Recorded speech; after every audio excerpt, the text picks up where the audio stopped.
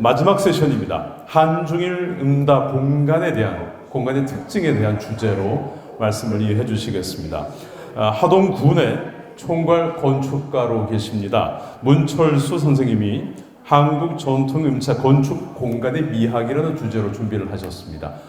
제가 맡은 그 강연의 그 내용은 제목이 한국 전통 음차 건축 공간의 미학입니다. 이게 굉장히 좀 광범위한 그런 제목이 아닐 수 없습니다. 하지만 우리가 차 철학에 대해서 한 발짝 더 들어가 보기 위해서는 공간을 통해 가지고 그 철학을 이해하는 것이 굉장히 유용하다고 판단이 됩니다. 요 방법론으로서는 이게 문화를 살펴본다라는 게 뭐 엄청나게 큰 주제이기 때문에 직접적인 접근은 어렵고 비교 연구를 통해 가지고 우리 문화, 우리 차 문화의 특징, 우리 차 공간에 대한 특징 한 발 더 나아 가지고 차 철학이 지향하는 바에 차 공간은 어떠한가에 대해서 살펴보도록 하겠습니다.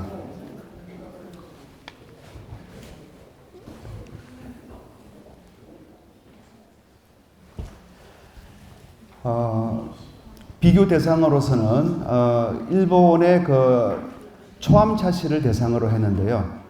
이렇게 그 비교 대상을 정한 이유는 우선 전 세계적으로 일본의 초암 차실이 이렇게 차 공간으로서 가장 알려져 있고 일본의 차 문화를 세계적으로 알린 가장 큰 요소 중에 하나가 바로 일본 초암 차실이기 때문입니다. 요것과 비교해서 우리나라의 차 공간의 특징에 대해서 살펴보고자 합니다. 차관점으로 이렇게 써놨는데요. 이게 한국과 일본이 동일한 동아시아 차 문화를 공유하고 있다라고 할 것 같으면은 이게 유사한 공간이 분명히 한국에도 있어야 될 것이고 일본에도 있는 것이 정상일 겁니다. 그럼에도 불구하고 우리나라 전통 건축에는 오랜 차 문화 역사를 가지고 있음에도 불구하고 차실 공간이라고 이렇게 별도로 있은 적이 한 번도 없었습니다. 반면에 일본은 특히 중세 이후에 별도의 공간, 차실 공간, 특히 초암 차실이라고 하는 특유의 공간 형식이 새로 창작되었습니다. 창작되었다는 것이 굉장히 중요한 포인트가 되겠습니다. 그리고 일본은 근대화 시기를 통해 가지고 이 초암 차실을 중심으로 해 가지고 전 세계에 일본 차 문화 한 발 더 나가 가지고 동아시아의 차 문화를 전 세계에 알리는 일을 해냈습니다. 자, 여기에서 의문점을 우리가 가져볼 수 있습니다.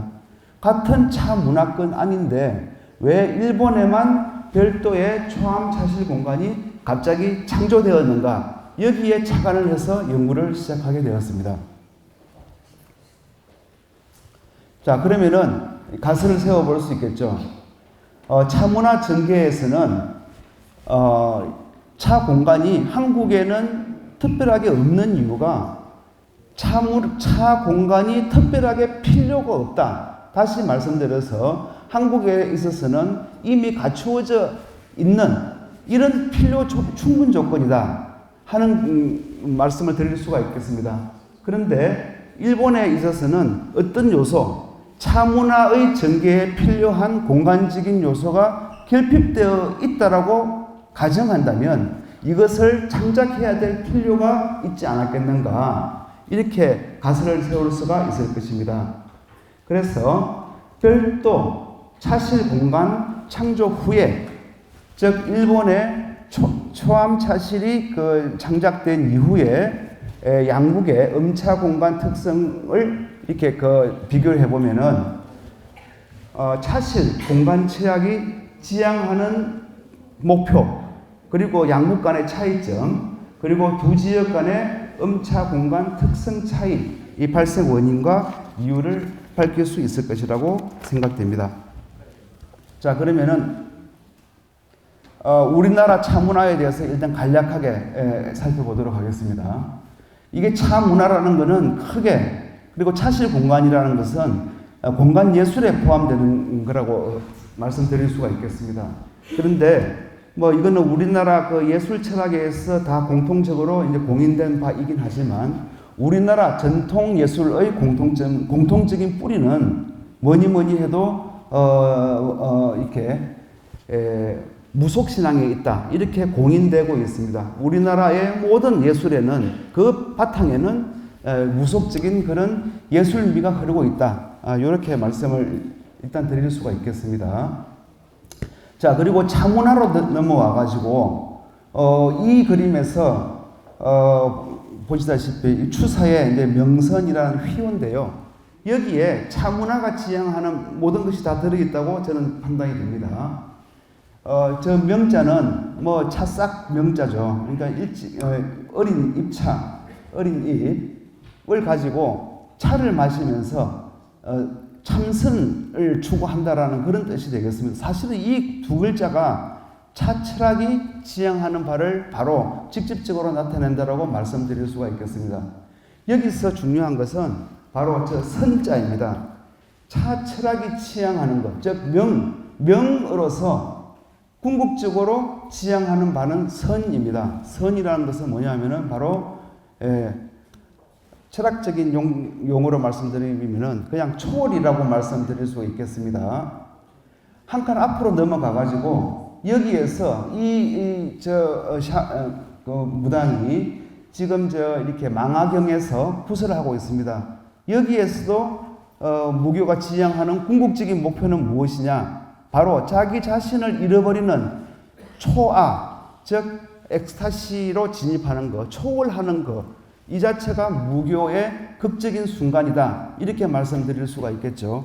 자, 그러면은 여기에서 차가 추구하는 바가 선에 있다. 즉 다시 말씀드려서 초월한다라는 관점에서 여기에서 샤머니즘과 차철학의 공통지향을 우리가 발견할 수 있는 겁니다.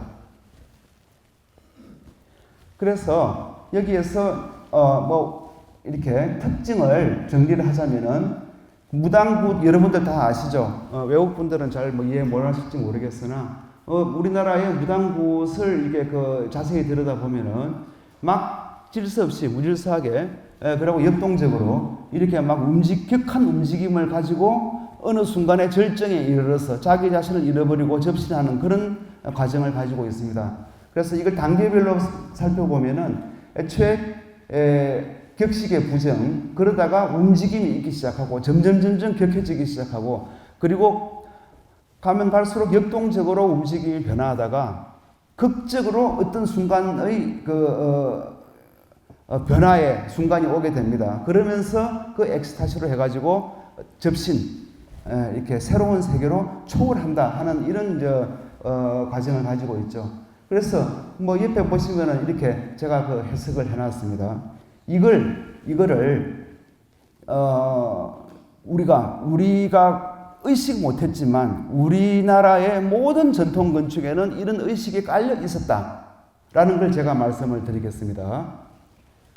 자, 이거는 전라도 담양에 가면 있는 면왕정이라는 정자입니다. 그러니까 뭐 우리나라에 딱히 차실 공간이라고 별도 있지는 않았으나 가장 차 마시기에 특화된 공간이 바로 정자였죠. 누마루를 어떤 정신으로 어떻게 설계했는가? 누마루를 설계한 설계 철학에 대해서 분석을 했습니다. 뭐 나중에 사진이 나오겠습니다만은 누마루는 3칸짜리 아주 작은 정자입니다.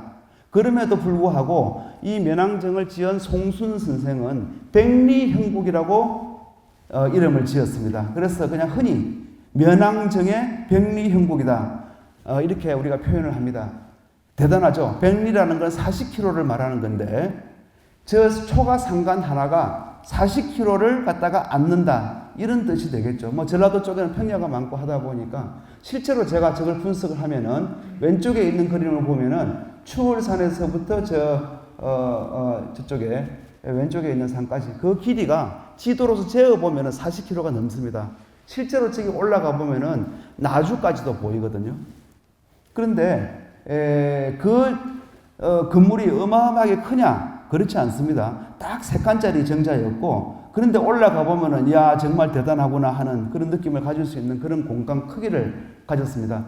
외형적인 크기가 아니라 내면적인 크기가 되겠죠. 그거는 뭐냐면은 결국은 그 속에서 공간적인 초월을 했다라는 결론이 되겠죠. 자, 그 내용을 살펴보겠습니다. 들어가는 입구를 살펴보시면은 밑에서 이렇게 바로 올라가는 것이 아니라 이렇게 구부러져 들어가게 되어 있습니다. 또 들어가는 동선 과정을 제가 표기를 해놨는데요. 저기에서도 저 밑에 왼쪽 아래에 동그라미 쳐 있는 부분이 바로 극적인 부분이 되겠죠. 엑스타시. 아까 무속의 무당굿 과정과 대비를 한 겁니다. 그래서 볼 때 이렇게 그냥 계단으로 올라가든지 바로 직선으로 올라가든지 한 게 아니라 일부러 저렇게 급격한 움직임과 그 다음에 터닝 포인트를 꼭 만들어 가지고 상상치 못하는 자리에서 어떤 장면을 보여주게 하는, 즉 다시 말씀드려서 초월을 강조하는 그런 공간 기법을 썼습니다. 요거는 그냥 도로 레벨에서 면왕정을 쳐다본 겁니다. 왼쪽 위에 보면 지붕이 조금 보이죠. 그러니까 저 언덕이 그렇게 높지 않습니다.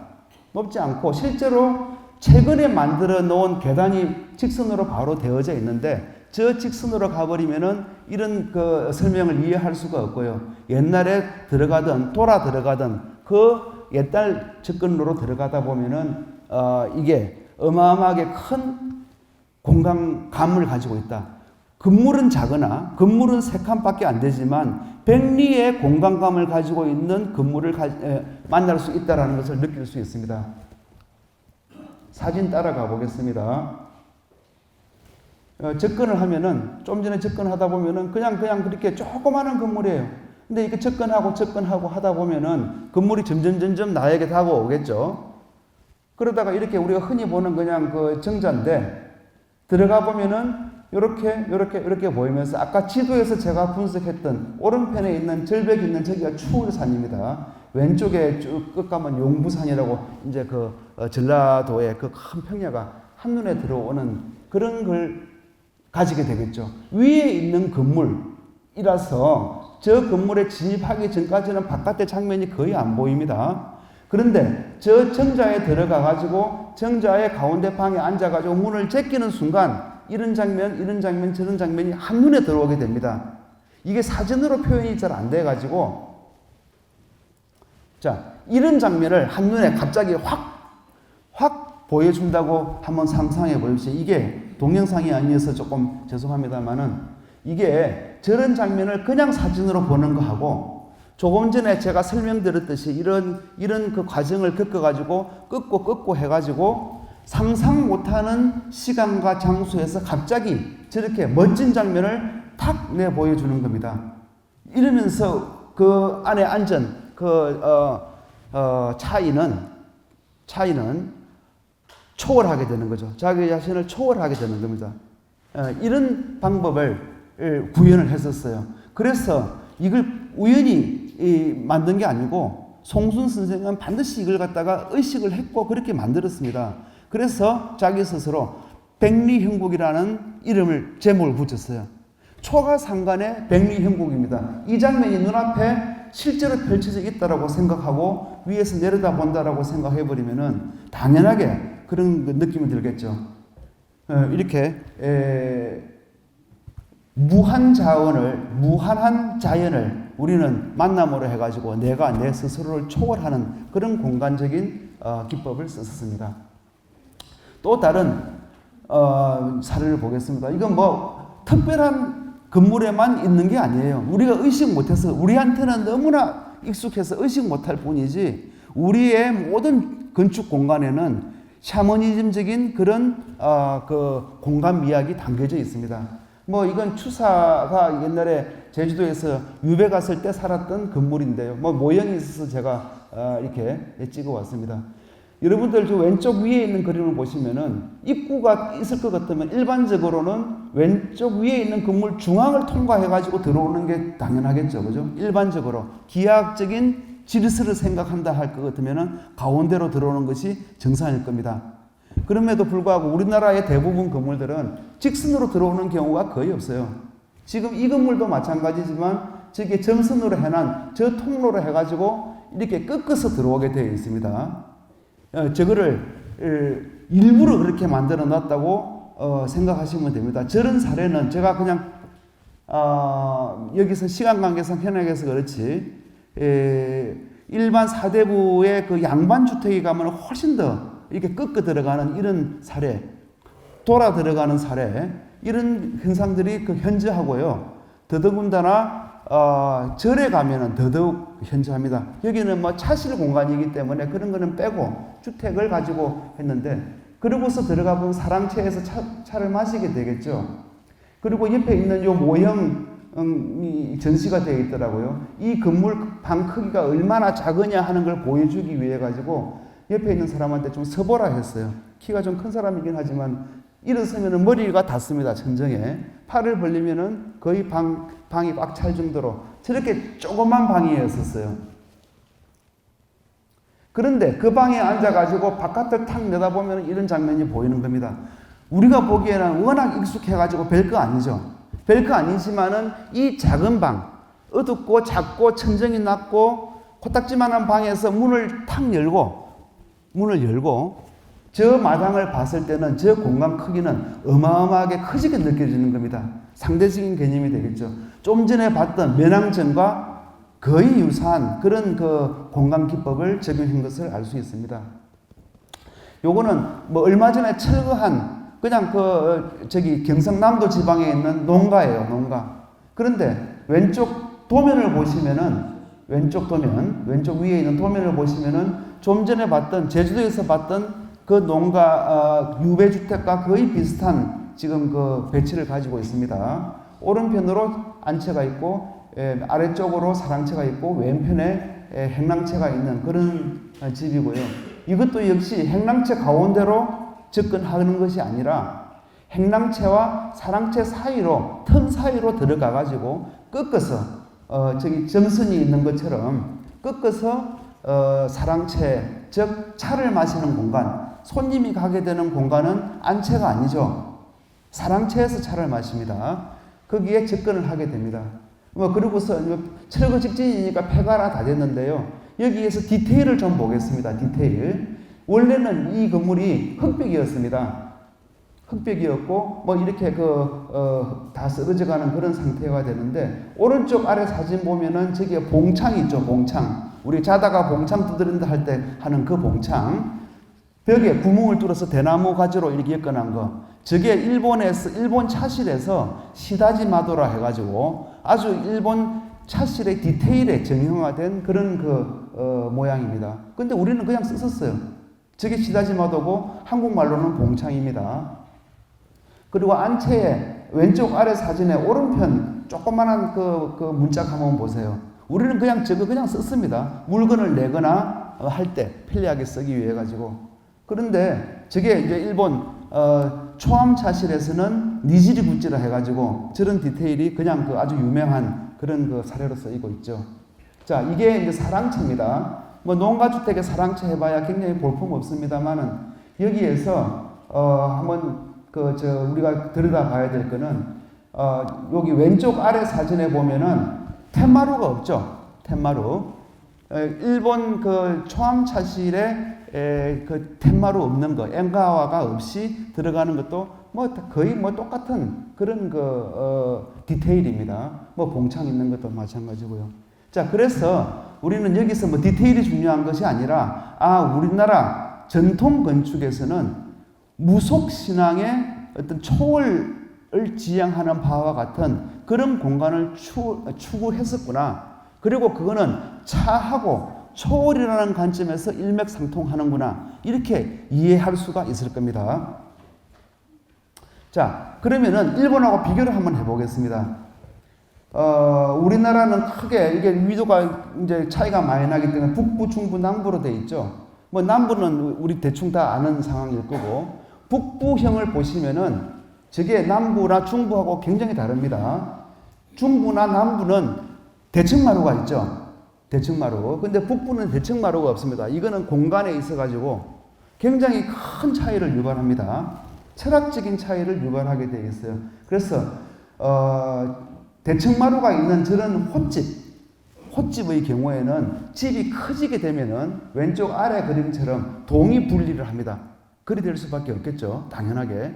그런데 북부형, 겹집, 겹으로 되어 있는 저런 건물들은 건물이 커지게 되면은 오른편 그림처럼 그 건물 자체가 커지게 됩니다.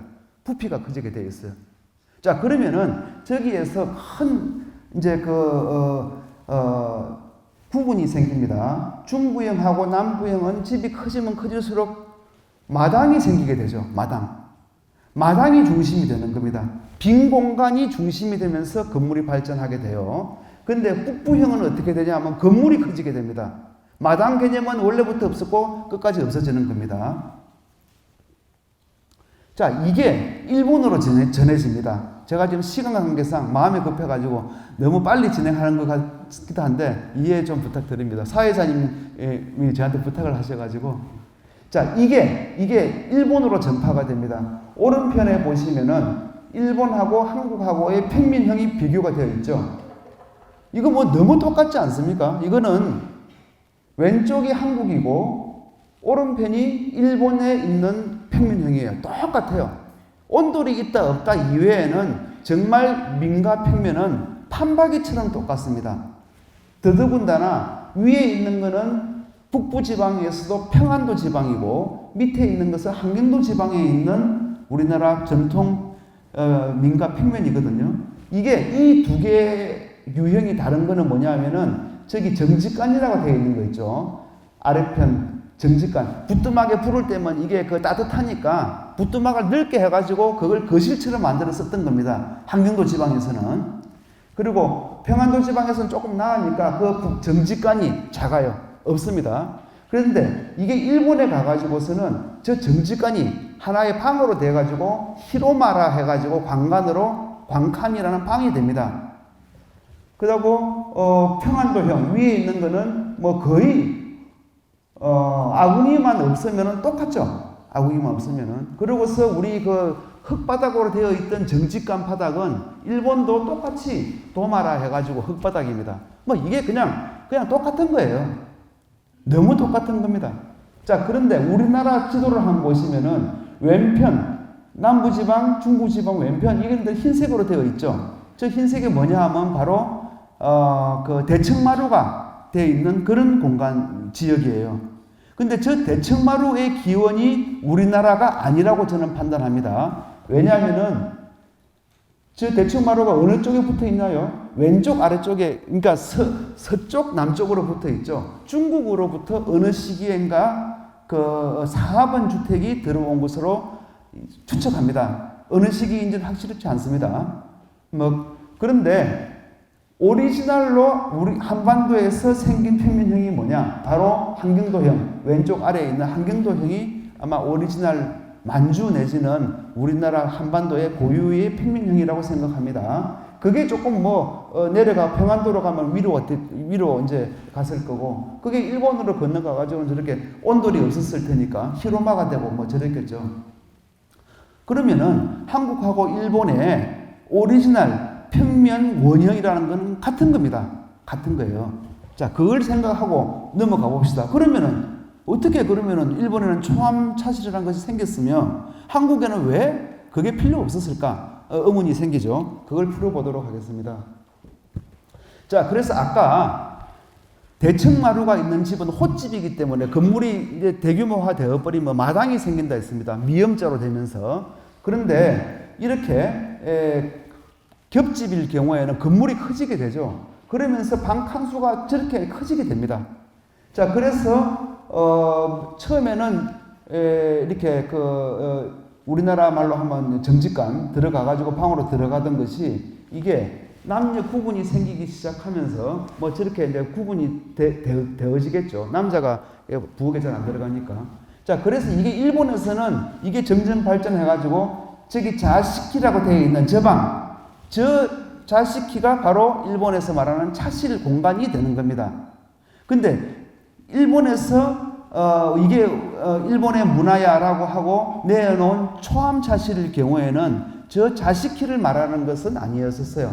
아무튼 일본에서도 저런 식으로 발전돼 가지고 차실이 점점 형성되어져 갔다. 그러다가 어느 순간이란 거는 바로 센노리큐가 창작한 겁니다. 진화한 게 아니에요. 일본의 초암자실이라는 건 창작된 것이지 진화된 것이 아닙니다. 자, 그래서 일본 군부로 한번 가보겠습니다. 뭐 이거는 일본의 그 상류층을 점하고 있었던 무사, 뭐 하급 무사쯤 되겠죠. 일반 평민 중에서 그냥 약간 상류층의 그 집을 제가 사진을 촬영해 왔습니다. 뭐 사진이다 보니까 뭐 비슷해 보이는데 중요한 것은 이 사진을 찍은 이 4개의 사진이 건물을 가운데 두고 뺑뺑 돌아다니면서 건물을 찍은 겁니다. 우리나라에 해당하는 마당이 없어요. 마당 개념이 없습니다. 일본에는. 물론 여분의 정원은 있죠. 하지만 한국 사람이 생각하고 있는 외부 공간으로서의 마당은 일본은 없습니다. 자, 그 집 말고 옆에 집에 마침 저렇게 관람 동선이 나와 있는 그 도면이 있길래 찍어 왔습니다. 이거는 좀 전에 봤던 거랑 다른 사진인데 한번 보세요. 저것도 어떻든 저런 식으로 내부 공간을 뺑뺑 돌아다니면서 관람해라라고 나와 있는 이제 안내판입니다. 물론 사실은 원래 출입구는 저 히로마라고 되어 있는 저기가 아닌 것 같아요. 부스마라고 되어 있는 저기가 뭐 이렇게 그 원래 입구인 것 같은데 아무튼 뭐 편리상 저렇게 바꿔놓은 것 같습니다. 저렇게 뺑뺑 돌아다니면서 이제 내부 공간을 관람하고 나면은 일본 건축은 끝이에요. 우리나라하고 너무 다르죠. 우리나라 어디 양방 주택에 가보면 뭘 구경하나요? 마당을 구경하죠. 마당. 문간마당, 행랑마당, 사랑마당, 앞마당, 멸당마당, 사당마당 6마당이라고 하잖아요. 마당과 마당이 이어지면서 그 공간들을 이렇게 둘러보는 재미가 아주 우리나라 건축 공간의 백미가 되겠죠. 물론 뭐 건물 뭐 선이 아름답고 그런 거는 디테일한 것도 있겠지만 크게 공간적인 거를 봤을 때 우리나라 건축은 마당이 중심이 된다. 여기에 이해를 할 사람은 아무도 없습니다. 이 마당이 중심이 되는 거는 사찰도 그렇고요. 궁궐도 그렇습니다. 그렇지 않습니까? 주택은 마찬가지고요. 그죠? 그리고서 아까 봤던 누마루, 차를 마시는 누마루는 그 전적인 누정 하나만 빼놓고는 전부 다 마당이 되죠. 무한대의 어떤 그 마당을 가지게 되는 그런 공간 구조를 가지고 있습니다. 자, 그런데 어떻든 이렇게 한 바퀴 뺑 둘러봐 버리면은 건물을 다 보고 이제 나가야 되는데 이게 일본 건물이에요. 왜냐하면 우리나라 북부형처럼 실내 공간이 주가 되기 때문에 그렇습니다. 그리고서 오른쪽 아래에 있는 것이 자식키 공간을, 즉 차실 공간을 제가 이제 찍은 거예요. 물론 자식키 이꼴은 차실이다라고 말할 수는 없습니다. 그냥 그 집에 제일 격식이 있는 그런 공간이 되겠죠. 손님을 맞이하는 공간이고 거기서 차를 마시겠죠. 손님이 와야 차 마시는 거니까, 그죠? 자, 어떻든 그 차실 가는데 저렇게 집 안을 뺑뺑 돌아다니면서 그냥 내부에 이렇게 통해서 이렇게 도달하게 됩니다. 그러고서 바깥을 보면은 이렇게 예쁘게 잘 꾸미는 이제 수목을 바라보는 정원의 개념이 되겠죠. 그래서 일본의 그 주택의 여분의 공간이라는 것은 정원 개념이고 수목을 심어가지고 치장해 놓은 정원이 되는 거고 우리나라의 마당은 그거하고는 개념이 완전히 다르죠. 비워놓는 공간입니다. 뚜껑이 없을 뿐이지 거실과 같은 그런 공간으로 이해하셔야 되거든요. 자, 그래서 굉장히 공간 철학이 다릅니다. 자, 그래서 저런 상황에서 도대체 차실이라는 건 도대체 왜 나온 거야? 이렇게 다시 한번 의문을 가졌습니다. 지금 일본 국보로 지정되어 있는 대암입니다. 대암. 뭐 저렇게 보니까 왼쪽에 이제 스케치를 보면은 아까 그 철거하기 직전에 우리나라 농가를 보여드린 사진 기억하시죠? 디테일이 굉장히 우리 눈에는 너무 익어가지고 뭐 구별이 안 돼요. 그런데 일본 사람들은 저게 굉장히 특유의 초암차실의 디테일입니다. 그게 뭐냐면은 오른편에 있는 그 돌 보이죠? 디딤돌 놓고 니지리 붓지 열어가지고 들어가는 거. 그 다음에 그 텐마루가 없는 거. 그죠? 그 다음에 정말 코딱지만한 공간에 이렇게 꿇어 앉아가지고 작은 공간에 차를 마시는 거. 뭐 등등. 그리고 중요한 거는 이게 사진이 좀 작아서 그런데 우리가 맨날 이런 사진만 보다 보니까 이게 초암차실 다이안이 어디 우리가 생각할 때는 초암, 그러니까 어디 산속에, 그죠? 우리나라 그냥 상상입니다. 우리나라 사람들은 초암 이래 버리면 저 산에 암자로 생각합니다. 그죠? 근데 아니에요. 이 초암 차실은 초가도 아니고 암자도 아니고 산에 있지도 않고 홀로 있지도 않습니다.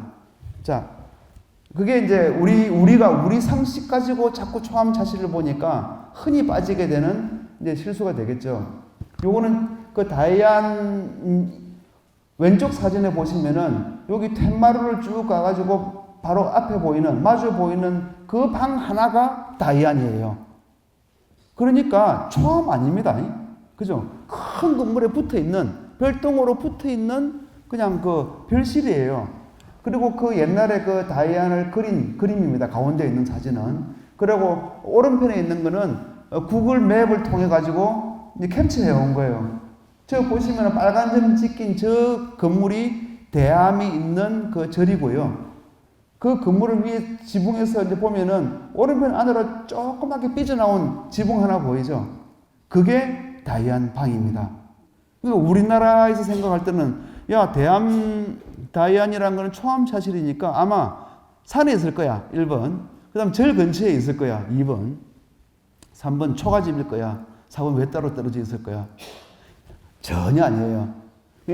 그래서 우리는 초암 차실이라고 이렇게 쓰고 이해하게 보니까 자꾸만 오해가 생기는데 초암형 차실이라고 생각하시면 됩니다. 초암형 차실. 그냥 초암이 아니고 초암형. 초암과 같이 비슷하게 분위기를 낸 그런 거다. 왜냐하면은 그게 필요했던 거예요. 일본에서는. 차실을 만들려고 하다 보니까 초암형이라는 공간이 필요했던 겁니다. 그러니까는 필요하니까 창작을 했겠죠. 우리나라는 그저 산에 다 있기 때문에 별로 필요하지가 않았던 것 같아요. 자, 왼편 사진에 오른편에 조그맣게 별도로 되어 있는 저 공간이 다이안이에요. 그리고 저 다이안에 가려면 이렇게 그 텐마루로 연결되어 있잖아요. 그죠?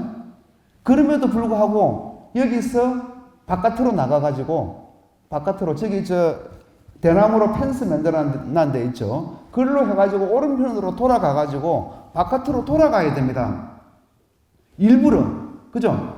텐마루가 있어가지고 별실이 붙어 있는데 저 방에 들어가려면 이 큰 복도에서 신발을 신고 밖에 나가가지고 돌아가지고 니지리구찌를 통해가지고 기어 들어가야 돼요. 의도적이죠. 의도적입니다. 창작한 겁니다. 다시 말해가지고 아마도 뭐 제가 뭐 물어본 건 아니지만 아마도 우리나라 건물에서 보면은 안채에서 사랑채 가려면 신발 신고 나가지 않습니까? 그 다음에 뭐 이렇게 하는 것이 별동으로 떨어져 있는 것이 쓰기에는 불편하지만은 별도의 세계를 갖는다라는 점에서는 유리하겠죠. 차를 마시러 가는 사람은 차 마시는 세계가 필요한 겁니다. 차만의 공간, 그게 실내 공간으로 현실의 세계와 연결된 공간이기 싫은 거예요.